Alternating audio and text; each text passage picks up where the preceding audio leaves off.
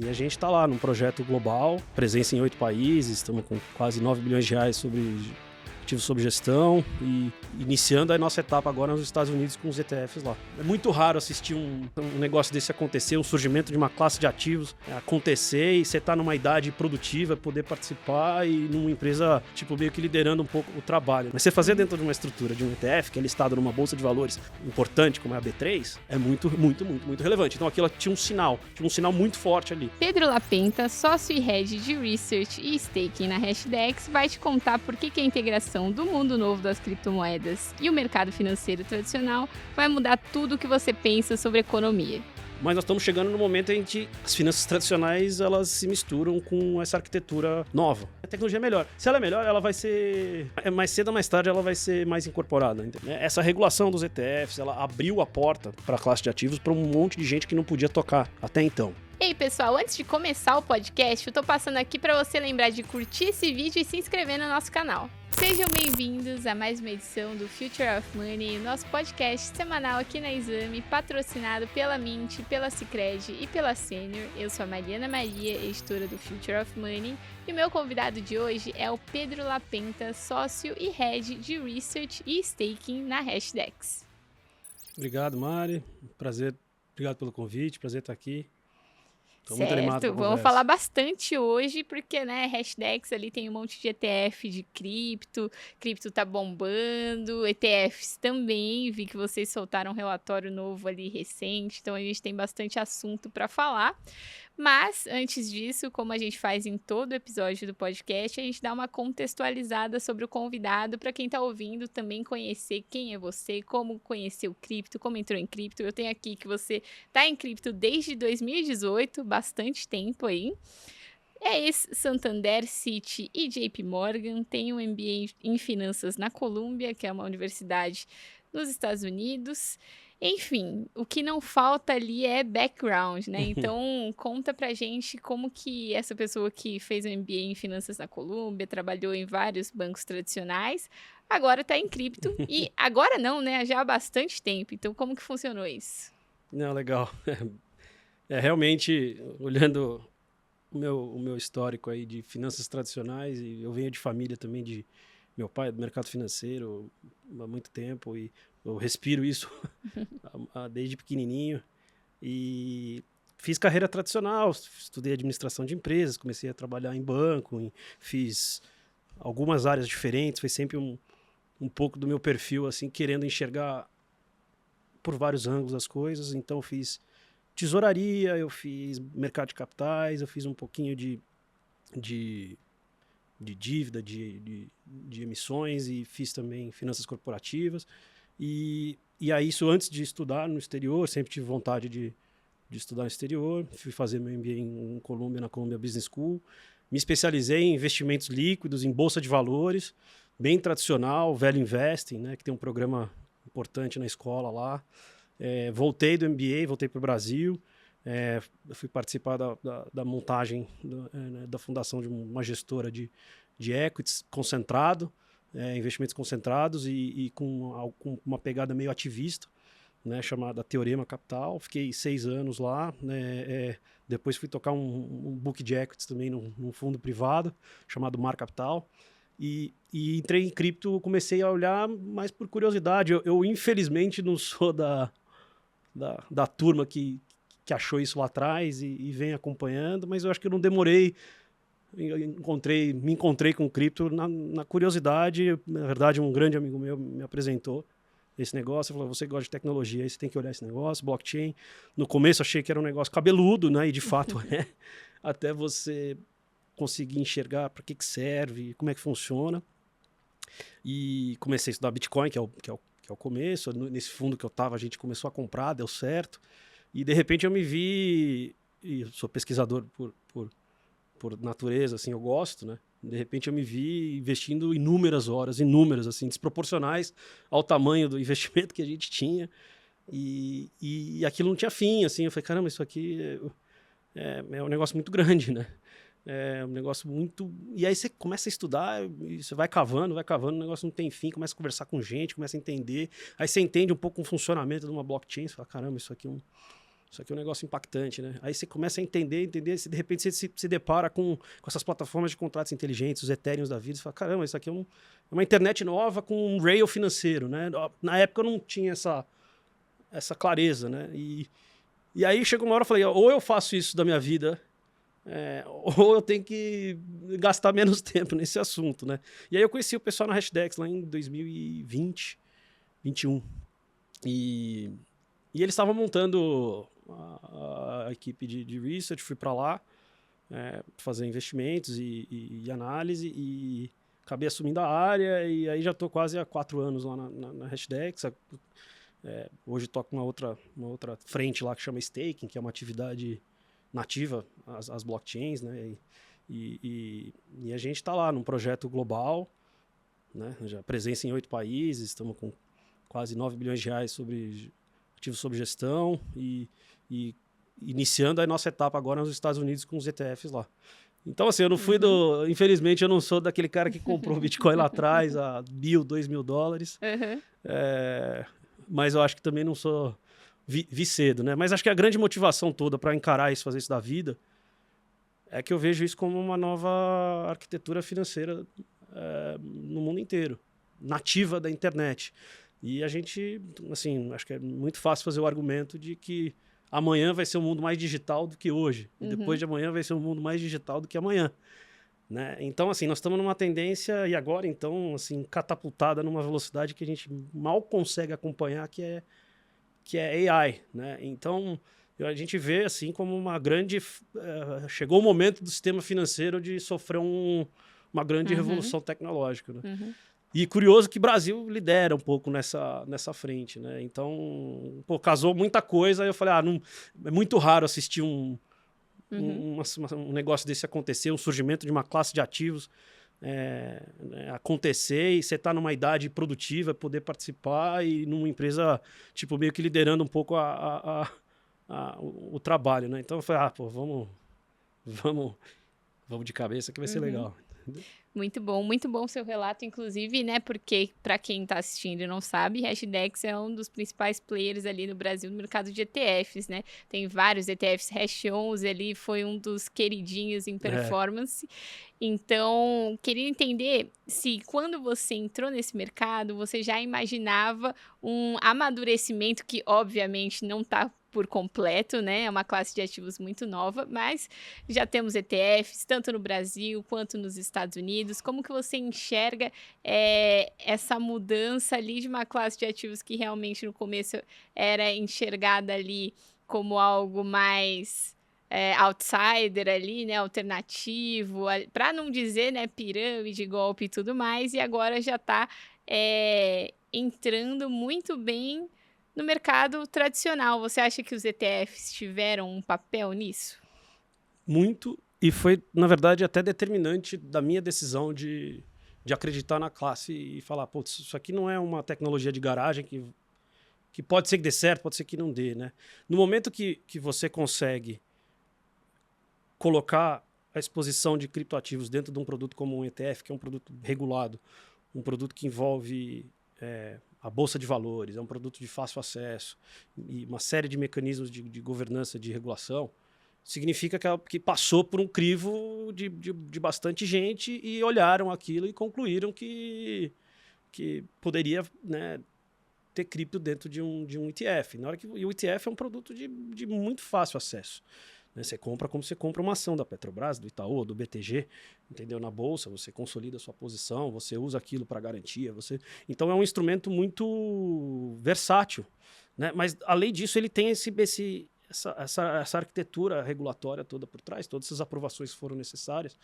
E a Hashdex enxergou isso lá atrás, né? E a vontade até da empresa, quando ela nasceu, só um pouquinho de contexto, foi fazer nos Estados Unidos. A gente sempre teve essa visão de que cripto é um ativo de classe global. O mercado americano, por razões óbvias, é o maior mercado de capitais do mundo. Então, a gente queria já começar nos Estados Unidos. Mas 7 anos e meio atrás, quando a empresa nasceu, não tinha regulação lá.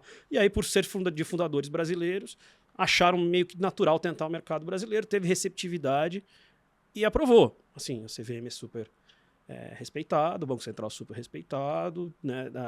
O sistema financeiro é um sistema financeiro robusto, né? Então, assim, passou aqui no Brasil, tinha alguma coisa para você olhar ali, entendeu? Então foi muito importante na minha visão lá de trás, talvez pelo fato de eu vir do mercado financeiro, ter visto por vários anos, eu olhei aquilo e falei, isso aqui chama atenção, entendeu? Porque poderia ser um veículo offshore, poderia ser uma estrutura capenga, entendeu? Poderia ser uma estrutura que você não tem tanta transparência, não é auditada, né? Isso é fácil, é mais fácil fazer. Mas você fazer dentro de uma estrutura de um ETF, que é listado numa bolsa de valores importante, como é a B3, é muito, muito, muito, muito relevante. Então aquilo tinha um sinal muito forte ali. E agora a gente só está vendo as coisas se materializarem em outras jurisdições, entendeu? Então, a gente brinca lá que a gente está vendo o Brasil aqui, você está assistindo de camarote que está acontecendo antes que vai acontecer em outros lugares. Tanto que a gente participou ativamente da discussão com a SEC, trazendo ideias, e que a SEC, que é a CVM americana, né? É um regulador, talvez o regulador mais importante do mundo, mais influente do mundo. E uma vez que o regulador americano decide que aquilo pode ser inserido no mercado de capitais, no maior mercado de capitais do mundo, troca de liga a importância do assunto. Isso aconteceu nos Estados Unidos no começo de janeiro do ano passado, com os ETFs de Bitcoin. Aí vieram ETFs de Ethereum. E agora, que é o nosso carro-chefe, o mercado foi esse ano, né? A SEC autorizou ETFs de cestas, né? Que é Hash 11 Hash é um 11 é uma ótimo cesta no Brasil. que segue o índice da Nasdaq Crypto Index, que a Hashdex montou com a Nasdaq lá atrás, e agora nós estamos levando para o mercado americano, que é o maior mercado do mundo. Mas ainda tem muitas etapas por vir de regulação. Mas a gente já sabe como fazer, a gente já viu em outros mercados, entendeu? Então, mas foi muito importante, muito importante. Não, sim, com certeza. Eu ia até mencionar que eu acho que um dos principais destaques da Hashdex foi justamente essa experiência que vocês já tinham quando ETFs de cripto foram aprovados nos Estados Unidos. Antes disso, já tinha aqui no Brasil esse produto fazendo muito sucesso em performance. Então, serviu ali como um aprendizado, uma experiência, mas aí a gente também fala, quando a gente fala de B3, CVM e tudo mais, a gente fala até de avanços maiores ainda, né? Porque quando a gente, várias edições aqui do podcast, a gente já especulou sobre a digitalização da bolsa, blockchain na bolsa, e a gente está vendo isso avançar agora, né, com a CVM. Então, principalmente quando a gente fala de ETFs, que é um produto negociado em bolsa, como que você enxerga essa evolução? É natural. E a gente tem que separar, porque muito se fala dos ativos, né? Dos tokens, das criptos em si, do Bitcoin, do Ethereum, da Solana, do XRP, da Doge, de tudo mais. Mas por trás disso tem uma tecnologia chamada blockchain, que ela é uma nova maneira de organizar dados, né? De uma nova maneira de arquivar dados. E a gente está vendo, né, conforme a tecnologia vai avançando, conforme a gente vai conhecendo os casos de uso e tudo mais, que é uma tecnologia melhor. É mais barata, ela é mais rápida e ela tem mais utilidade. Você pode fazer mais coisas, né? E então a gente está vendo a própria vontade do Banco Central no Brasil, isso assim, acontecendo no mundo inteiro. Olhou a tecnologia, né, e falou, pô, isso aqui tem coisas boas, né? Como é que eu trago essa nova arquitetura para o meu sistema financeiro aqui? O Drex é um exemplo disso, que está ainda em fase de muitos testes, ainda tem algumas dúvidas de privacidade, mas assim, você tem o sistema financeiro brasileiro engajado no tema. Mas o propósito todo é trazer as coisas boas que essa nova arquitetura de dados, essa nova infraestrutura pode trazer. Transações. É que a gente tem o Pix aqui, a gente confunde. O Pix, na verdade, você criou um sistema financeiro de transferência de recursos entre as partes 24/7, coisa que não existia antes, né? Então, mas o Drex vai trazer mais do que isso. Você vai conseguir, além de ter 24/7, você tem muito mais rápido e você tem a possibilidade de programar o dinheiro, né?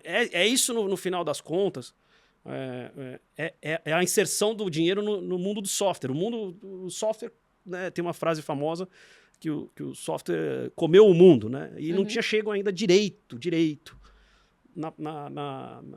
Tem muitos avanços, obviamente, em software com dinheiro, mas assim, como arquitetura base de um sistema inteiro, não tinha. Então, nós estamos vendo a visão daqui do Banco Central Brasileiro falando o seguinte, eu quero que isso seja implementado para o sistema inteiro. Uhum. Entendeu? Então, os bancos, as instituições de pagamento, todos os participantes desse mercado vão ter que aderir. Estão construindo em conjunto com o Banco Central, mas é inevitável, entendeu? É inevitável. E agora, assim, do ponto de vista de momento, do ponto de vista de regulação nos Estados Unidos, de entusiasmo da indústria com os avanços regulatórios nos Estados Unidos, e principalmente a discussão de stablecoin, é o melhor momento para a indústria em muitos e muitos e muitos anos. Entendeu? A gente sempre foi muito comprado na ideia, adoramos Bitcoin, mas nós estamos chegando no momento em que as finanças tradicionais elas se misturam com essa arquitetura nova. Né? É um negócio de muitos anos. Nós estamos mexendo no arcabouço do sistema financeiro. Entendeu? Mas assim, nessa nova fase que eu te falei, o mundo amanhã vai ser mais digital do que hoje, é uma tendência que não volta mais e está uma velocidade inacreditável. Não me parece que sistemas financeiros arcaicos que não sejam nativos da internet que vão dominar, entendeu? Parece que existe uma oportunidade para você ter algo global. Uhum. A gente Só que precisa de um dinheiro para a era digital. Dinheiro para... Exatamente. Exatamente. Entendeu? Então, assim, a gente brinca bastante com AI bots, né, que se fala muito, os agentes e tal, que vão tomar decisões pelas pessoas, vão transacionar e tal. Existem inúmeras integrações que precisam ser feitas, mas você vai adicionando camadas e camadas e camadas e complexidade. Você não imagina que um agente de AI vai entrar numa agência bancária para abrir uma conta, porque ele não tem nem CPF, ele não tem CNPJ. Né? Então, mas ele consegue ter uma conta bancária, uma wallet, uma carteira digital numa blockchain. Uhum. Né? E ele consegue transacionar livremente, reagindo a instruções computacionais, entendeu? Então, não parece que ele vai conseguir fazer isso de maneira sutil, fluida, dentro de um sistema fragmentado by design, né? Que é o sistema financeiro de hoje. Assim, isso aqui eu estou falando mais no conceito, mas é para onde a tecnologia está levando. Isso leva tempo. Obviamente tem questão de jurisdição, tem questão de tudo. Das regras de cada país, moedas diferentes, sistemas interconectados ou não, quais ativos podem residir ali, exigências de capital, exigências de liquidez, como é que funciona tudo isso, obviamente que está sendo construído. Mas assim, a tecnologia é melhor. Se ela é melhor, ela vai ser... Mais cedo ou mais tarde ela vai ser mais incorporada, entendeu? E está acontecendo isso numa velocidade que nem a gente que tem... respira o dia inteiro esse assunto, às vezes consegue acompanhar. Com certeza, até porque quando a gente pensa, né, o próprio Bitcoin foi uma coisa muito disruptiva para a época ali, né? Então, agora a gente fala ali de agentes de IA, de ETFs, criptomoedas e tudo mais, e parece uma coisa, tokenização de tudo, e parece uma coisa muito longe, né? Mas talvez ela não esteja tão longe assim. E justamente você está aqui também para falar um pouco sobre os relatórios da Hashdex, né? Você está à frente ali do time de research, lançaram relatórios recentemente, tem vários insights lá que a gente pode falar também mais para frente, né? A gente falou um pouco sobre a integração de cripto e o TradFi, né, que para quem não conhece, é um termo ali que a gente usa aqui no mercado cripto para falar das finanças tradicionais, né, estratégia de alocação institucional de cripto também está bombando, principalmente depois dos ETFs, então queria que primeiro você contasse um pouco sobre como que funciona ali o desenvolvimento de relatórios de research na Hashdex, como que funciona o trabalho de vocês para identificar ali essas tendências, esses temas que estão ali, né, mais em voga, para fazer os relatórios, e aí depois a gente também pode destrinchar ali, né, insights a rodo. Não, legal. A gente tem um time dedicado, né, de pesquisa que está lá para acompanhar, desenhar as teses de investimento que a gente traz para o mercado. A gente tem inúmeras teses com inúmeros tokens diferentes dentro e cada um, a sua maneira, tem características diferentes, entendeu? Tem a gente tem um trabalho lá de acompanhamento macro. A gente tem lá um trabalho grande, obviamente, de Bitcoin pela sua relevância, tem um trabalho grande de acompanhamento das plataformas de contratos inteligentes, né? E a gente tem um acompanhamento das aplicações. A gente gosta de dividir nessas 3 verticais, tá? Porque elas são diferentes, reagem a incentivo, a drivers diferentes. Tá? E aí o time, a gente acompanha, a gente tem de tudo, tem relatório semanal, tem coisa mensal, tem coisa bimestral, tem a nossa visão de um Outlook que a gente escreve no final do ano, tentando imaginar como é que vai ser o ano seguinte, tem coisa de regulação, enfim, assim, pesquisa vai até onde a gente... assim, algumas coisas são públicas, algumas coisas para utilização interna, algumas coisas para utilização somente com cliente de maneira privada, mas a gente publica boa parte, assim, eu diria, né, nos nossos sites. E o Market Pulse acabou sendo uma inspiração, assim, até no mercado tradicional, que tem resultados no trimestre, né? Cripto é uma tecnologia código aberto, não existe informação nova que vai sair no fechamento do trimestre. Mas como a gente está tentando fazer o link para as pessoas entenderem vindo do mercado tradicional, a gente escolheu uma periodicidade parecida com bolsa, né? O resultado da Magalu saiu e tal, não sei o quê. Não é muito com esse espírito, né? Mas é com periodicidade trimestral e a gente quer trazer o pulso do mercado que a gente acha que é relevante para a tese de investimento, né? Sempre a gente até para... O nosso carro-chefe é o Hash 11, que é um índice. É como se você estivesse comprando o Ibovespa inteiro, ou você comprando o S&P 500 inteiro, ou comprando o Nasdaq 100 inteiro. O Nasdaq Crypto Index você está comprando uma cesta que representa o mercado como um todo. Então, o nosso viés é explicar mais ou menos, né, o que está acontecendo e quais são os drivers que estão fazendo mexer preço e o que vai acontecer para frente, principalmente na cesta do Hash 11, que é o principal. Então, você está investindo como se fosse...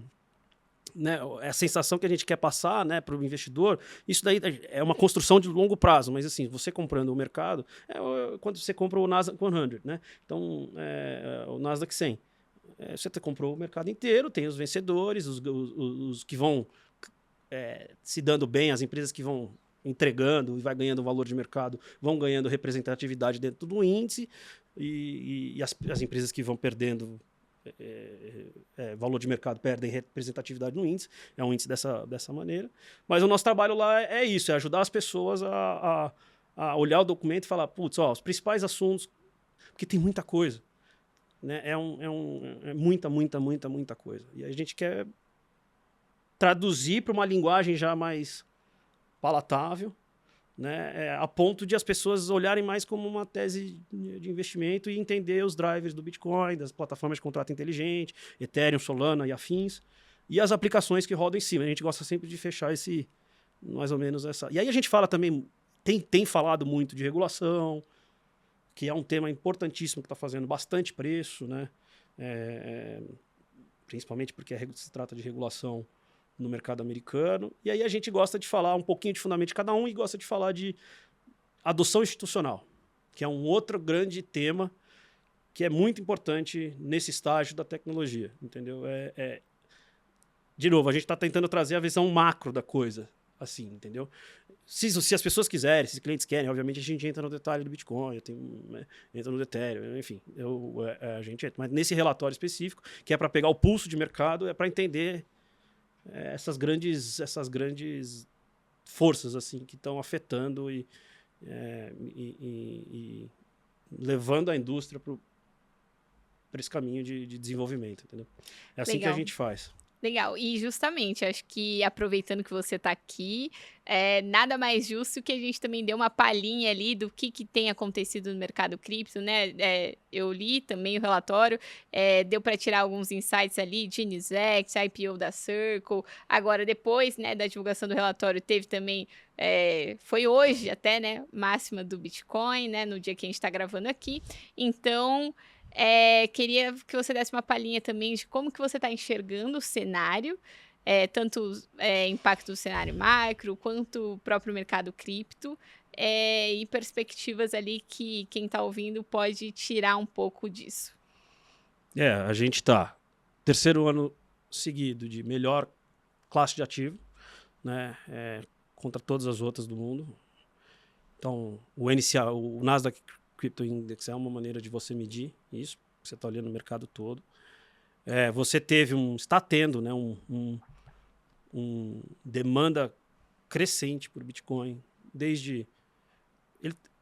A grande tese é que assim, está entrando a tecnologia que nasceu. O Bitcoin tem 15, 16 anos de idade. Chegou meio que na sua juventude e está virando gente grande. Vai tirar CNH, a gente brinca lá daqui a pouco o Bitcoin. Mas assim, tem 16 anos e a gente está vendo isso agora. Essa grande inserção. O grande tema é esse. A grande inserção de cripto no sistema tradicional. Por várias maneiras. Né? Então isso que tem sido... E a gente vem falando isso nos últimos 3 anos, nos relatórios todos. E agora nada mais é do que só mais um trimestre ou o ano todo assim, de grandes acontecimentos nessa frente. Né? Então, a gente já começa a ver, desde assim, do ponto de vista financeiro, do ponto de vista de investimento, né? Essa regulação dos ETFs, ela abriu a porta para a classe de ativos para um monte de gente que não podia tocar até então. Por várias razões. Mas isso abre uma vertical enorme. Então, a gente está vendo o fundo de doações de Harvard começou a comprar Bitcoin. Tá? 2018, esse mesmo grupo do fundo de doações da faculdade, que é o maior do mundo, falava que Bitcoin é 0. Tá? Então, virou a chave. Né? Você vê agora o tal do Stablecoin Act, que é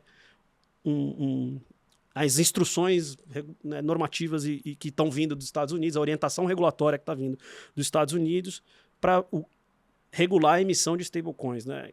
O que, na verdade, você está fazendo é permitir que o dinheiro, dólar, exista dentro dessas plataformas de contrato inteligente de maneira regulada, que é para o JP Morgan poder emitir, para o BTG poder emitir mais cedo ou mais tarde. Né? Tem a segunda fase agora, que é a parte de detalhar isso. Mas a orientação do governo americano foi essa.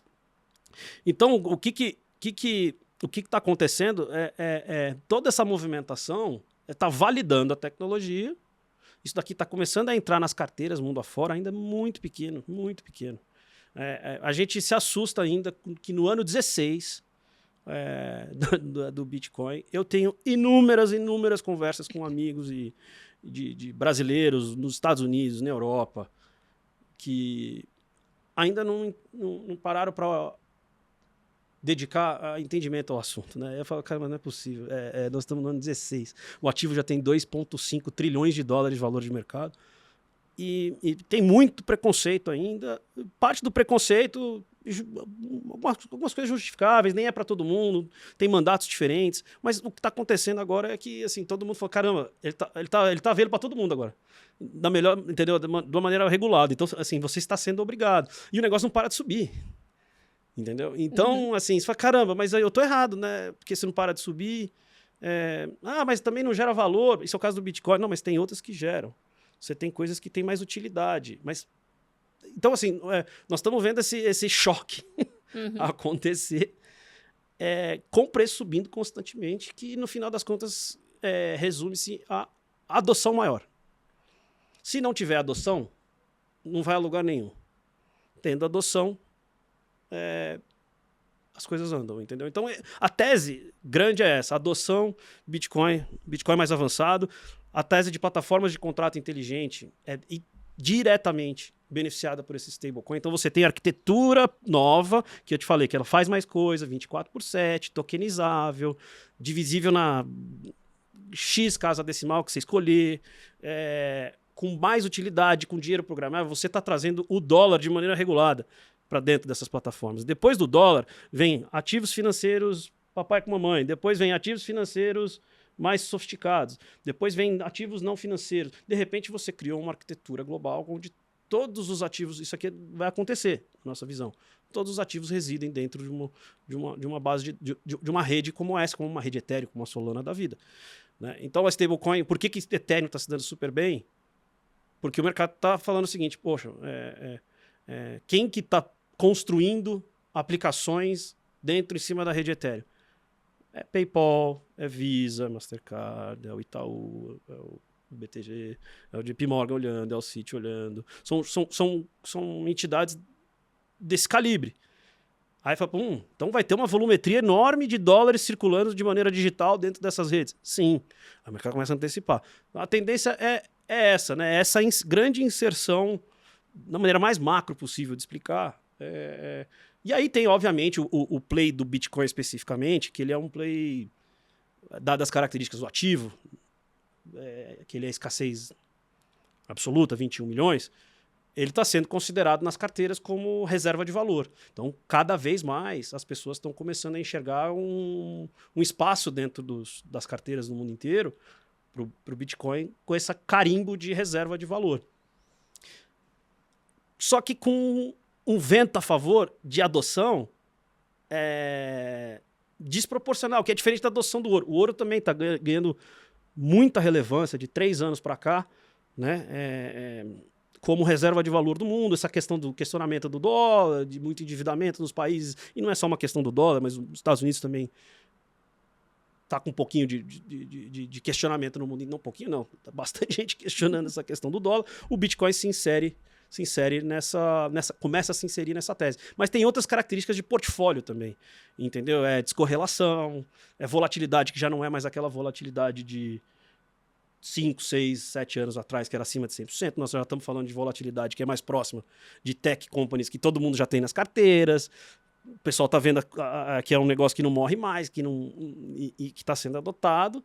E aí todo mundo começa, de repente, a falar, peraí, tem 21 milhões, quase 20 milhões já foi emitido, todo mundo comprando, o negócio não para de subir. E também tem tido o fenômeno que a gente trouxe no relatório, que é um fenômeno assim, que a gente acha que tem que acompanhar, porque pode ter um pouquinho de exagero, que essas empresas comprando Bitcoin para montar reservas dentro das empresas.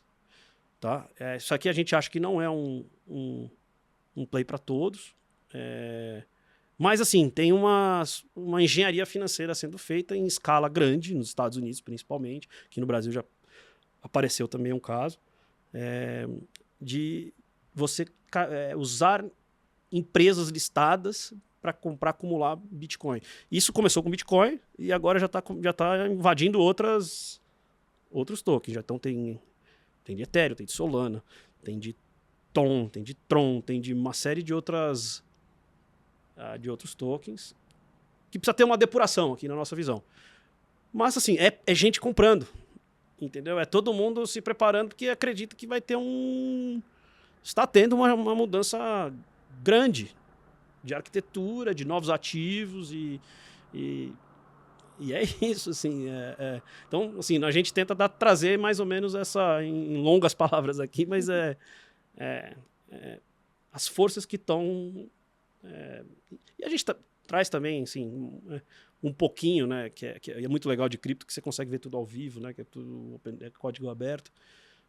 A atividade dentro dessas redes, porque é importante, assim, porque tem sempre a demanda pelo ativo de maneira de investimento, mas também tem sempre a demanda por utilização dessas redes, né? Então, no longo prazo, essas coisas não podem estar muito desconectadas. No curto prazo, as coisas podem, assim, por bem e por mal, podem se descasar. Mas se ninguém usar esses negócios no longo prazo, o valor não vai acompanhar. E a gente tem visto utilização, assim, velocidade exponencial, né? Então, isso também faz parte do entendimento. Porque se eu desconecto o fundamento de valor, ele pode desconectar no curtíssimo prazo. No longo prazo vai valer o que pesa, o que gera.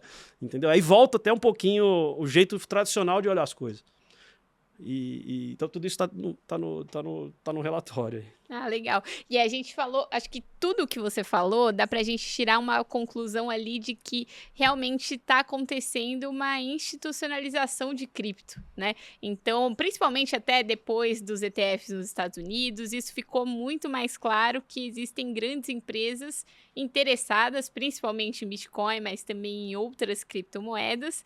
E você, acho que é interessante trazer essa pergunta para você, porque você também é um cara ali que tem um background bem de finanças tradicionais, mas a gente não pode esquecer que Bitcoin era ali um ativo que surgiu praticamente como um protesto ali, né, contra as finanças tradicionais, os bancos, né? Existe ainda um grupo de investidores ali que a gente chama de nativos cripto, que podem até ter uma ideologia contrária a isso. Então, eu queria saber como que você enxerga essa situação, porque independente de ser do mercado tradicional, você também acredita muito na tese de cripto, né? Por tudo que foi falado aqui agora, não há dúvidas. Então, como que você enxerga tudo isso que está acontecendo, institucionalização do mercado cripto? Existe ali um risco de centralização ou é mais uma oportunidade para conquistar o mercado mainstream? Essa pergunta é difícil. eu tenho um pouco de tudo aí, tá? Eu acho que essa institucionalização, obviamente, para os mais libertários, para os que enxergavam, né? E você vê, né? Você vai no bloco Gênesis do Bitcoin, né? Para quem não sabe, o bloco Gênesis é o primeiro bloco minerado pela rede. Tem uma inserção de um texto lá que vai estar escrito para sempre, né, na rede, né, nunca mais será alterado. E é uma crítica, né, à crise de 2009 dos bancos dos Estados Unidos, bancos europeus, que muitos quebraram por má gestão de risco e tal, e que precisava de um sistema novo que não pudesse ser influenciado, que não pudesse ter suas regras alteradas, que fosse transparente, que todo mundo soubesse, né? Na verdade, o Bitcoin meio que nasce nisso, né? Mas é importante... Mas, assim, eu acho que não tinha como, assim, porque era inevitável que ia ter essa junção das coisas no tempo, né? Porque quando você olha do ponto de vista de valor, o tamanho das coisas, uma conta de padeiro, né, bem chutada, assim, mas assim, tem alguma... assim, todos os ativos do mundo medidos em dólares, aí você tem desde ativos imobiliários, fazendas, ações de empresa, dívida, caixa, obra de arte, todos os ativos do mundo, é uma conta que de 800 a 900 trilhões de dólares. E aí você olha o Bitcoin hoje, 2,5 tri, a classe toda 4. Se você quiser ganhar espaço, era inevitável que, dada a ordem de magnitude entre o que é o tamanho de cripto versus todo o resto, que ia, assim, para eles conviverem juntos, ia ter que ter um jeito deles se encontrar no meio do caminho. A institucionalização, no final das contas, é isso. Mas eu entendo o lado libertário de que... mas o ponto é, você vai ter instrumentos que trazem centralização para te dar exposição a cripto. Mas a tecnologia te permite ainda, e é um grande avanço para a sociedade, do ponto de vista libertário, de que você consegue interagir direto com ela. E se você quiser custodiar você mesmo, o ativo, né, em somas gigantes, você consegue hoje. No sistema tradicional, você não consegue. Então você teria que manter barras e barras e barras de ouro em casa. Dinheiro físico você praticamente não consegue. Você não consegue sacar 10 mil reais numa agência bancária direito hoje. Né? Eu não estou incentivando nada disso, só estou relatando como funciona o sistema. Mas hoje, se você quiser interagir com a tecnologia, o Bitcoin está lá, altamente descentralizado, ninguém consegue derrubar ele, ninguém consegue alterar as regras dele, ninguém consegue fazer mudança no código fonte, ninguém consegue mudar a política monetária da rede, né? No Ethereum também. Então, está lá. Se quiser interagir direto, você pode. E esse é um dos grandes avanços que trouxe isso. Mas conforme vai institucionalizando, você vai trazendo esses pontos de... Mas é a maneira de trazer o grande dinheiro para dentro da tecnologia. Por isso que eu trouxe o exemplo aqui no começo da conversa, para as pessoas entenderem o tamanho da relação, tamanho de cripto em relação ao restante. E aí você fala, pô, o Pac-Man aqui ele vai comendo todo o resto, de maneira com revolta, né, vamos dizer assim, ou o negócio se junta, faz uma aliança, mas na base da tecnologia, a tecnologia continua descentralizada. Isso que eu estou falando. Se você quiser ter 1000 bitcoins guardados na sua cabeça, você pode, entendeu? Ninguém vai te confiscar aquilo. Tá lá. Hoje você não consegue fazer isso. Você consegue guardar 1 milhão, 2, 5, sei lá, dinheiro relevante para muita gente na sua casa. Até por medo de perder, roubar, acidente dentro de casa, pegar fogo e tudo mais. Mas você consegue guardar num pendrive ou na sua memória. Uhum. A tecnologia está lá, mantida. Mas essa institucionalização, ela traz um pouquinho de centralização. Mas eu acho que é a grande oportunidade de juntar as duas coisas, entendeu? Eu sou mais pragmático, tá? Eu embora veja muito valor na discussão libertária, na discussão mais radical, ela é super importante, mas ela tem pouca efeito prático, na minha verdade. Imaginar que governos vão abrir mão de soberania da moeda, eu acho que é difícil. O que está acontecendo é que o pessoal está vendo que tem valor, né? A discussão toda nos Estados Unidos, se vai ter reserva estratégica ou não, no caso do Bitcoin. Porque assim, é um valor, é um ativo que se mostrou como reserva de valor, com adoção acelerada acontecendo. Provavelmente o preço de equilíbrio desse negócio está longe de estar perto. Longe, na nossa visão. Entendeu? Então a gente já tem, sei lá, 10, 15 anos de adoção institucional no mundo inteiro. Na hora que chegar daqui 15 anos, a gente olhar e falar: todos os endowments do mundo, todos os fundos de investimento têm, as empresas, todo mundo, os estados começaram a botar para dentro, o Banco Central comprou, provavelmente o preço de equilíbrio chegou. Mas não, nós estamos assim, no comecinho da história, mesmo estando no ano 16. Esse que é o mais animador de tudo isso. Então, assim, essa é a minha resposta à sua provocação, que essa é uma provocação bem difícil, na verdade, né? Que é um conflito. Eu imagino. Mas eu sou pragmático, tá? Eu quero ver o preço subir, todo mundo ficar rico junto. Então... eu também. eu, ao mesmo tempo que eu também gosto da tecnologia, mas assim, eu sou mais pragmático. Bom, a gente está chegando no momento Mint, que é a pergunta da nossa patrocinadora, a Mint, plataforma cripto do BTG Pactual. E justamente, puxando tudo que a gente falou, não posso deixar de perguntar se você acredita que os bancos que já estão oferecendo investimento direto em cripto podem representar ali uma concorrência para os ETFs de cripto. Não, acho que não.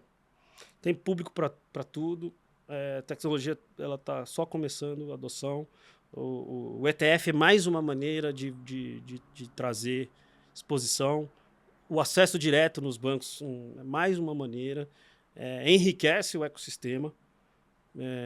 Mas não é para todo mundo também, entendeu? Tem gente que quer uma cesta, tem gente que quer estar com aquele ativo consolidado na B3, aí tem gente que quer tradar, então ele quer fazer aquilo, mas também faz parte, entendeu?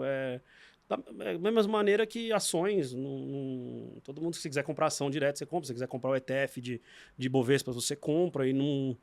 O que a gente vê, né? Isso é uma tendência global que já dura uns bons 15 anos, que é a ETFização da indústria financeira, porque o produto é bom. Tá? Você consegue colocar bastante coisa lá dentro, botar diferentes estratégias lá dentro, é fácil. Então tem uma tendência clara no mundo inteiro na indústria de gestão de recursos, além da tendência que também reforça a posição do ETF de gestão ativa, gestão passiva crescendo em relação à gestão ativa, né, nos portfólios. Então meio que faz parte do desenvolvimento normal, entendeu? É bom que tenha um BTG da vida, que tem nome, que tem processo, que tem, né, segurança institucional, que tem governança, tudo isso, que ofereça. Porque todo mundo sabe que é seguro, funciona bem e tal, entendeu? Então é mais uma mecânica de acesso. O ETF chegou antes, tem seu propósito, volumetria normalmente é muito maior em ETF, mas é para todo mundo. Eu aplaudo... E a gente vê isso aqui, de novo, nós não vemos isso nos Estados Unidos, não tem isso ainda direito na Europa. Né? Os bancos oferecendo diretamente, né? E custodiando eles mesmos. Né? É um avanço Não avance tanto, assim. Para mim veio para ficar e faz parte do desenvolvimento da indústria. Muito bom. A gente está chegando no final do nosso tempo, que é uma pena, porque senão dava para ficar aqui mais horas falando um monte sobre tendências do mercado, oportunidades. Acho que quem está ouvindo também deve ter gostado bastante do papo. A gente falou sobre bastante coisa aqui. Muito obrigada, Pedro, por ter vindo, aceitado o nosso convite. Foi um papo muito legal. Espero que você tenha gostado também. E é isso, eu não posso deixar de pedir também para vocês acompanharem as nossas matérias no site da Exame, se inscreverem no nosso canal e seguirem a gente nas redes sociais. Pedro, Hashdex, tem algum contato que quiser deixar? Nosso site tem bastante coisa, vocês podem entrar lá, nós temos todas as redes sociais, tem e-mail para entrar em contato com o nosso RI, a gente está aberto para qualquer conversa, gostamos muito do assunto, participamos de inúmeros podcasts, webinars, apresentações, estamos em tudo quanto é lugar falando de cripto e trazendo esse assunto fascinante para todo mundo. Obrigado, Mário, pelo convite. Obrigada, eu que agradeço. E é isso, a gente vai ficando por aqui.